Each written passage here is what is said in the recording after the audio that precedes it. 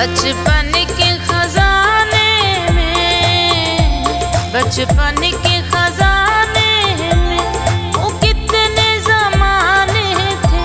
उस एक जमाने में, उस एक जमाने में, बचपन के खजाने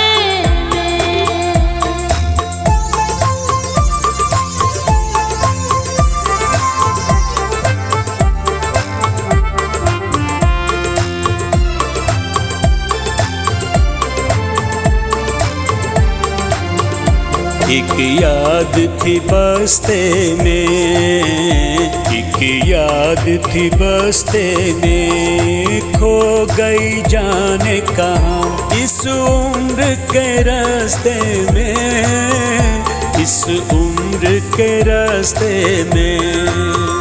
बचपन के खजाने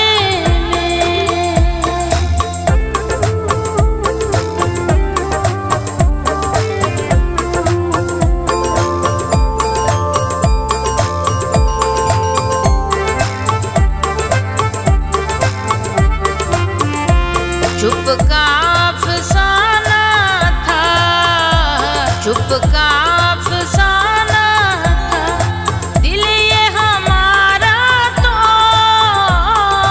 दिल ये हमारा तो खामोश दीवाना था। बचपन के खजाने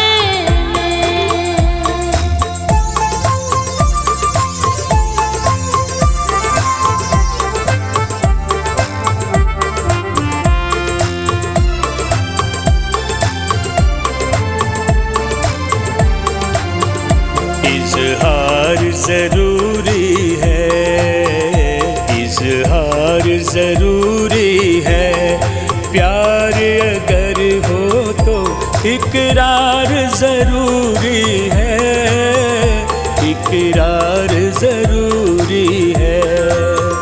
बचपन के खजाने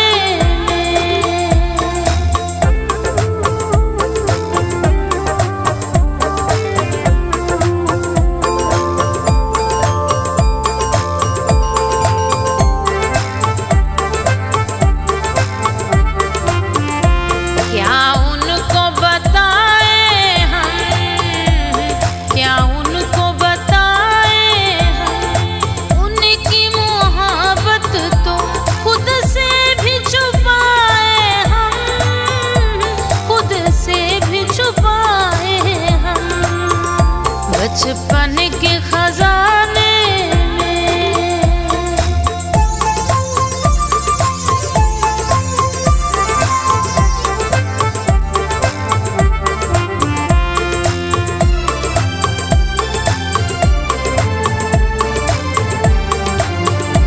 चाहत की गवाही थे, चाहत की गवाही थे, हम भी कभी यारो एक हीर के माही थे, एक हीर के माही थे। बचपन के खजाने में वो कितने जमाने थे, उस एक जमाने में, उस एक जमाने में।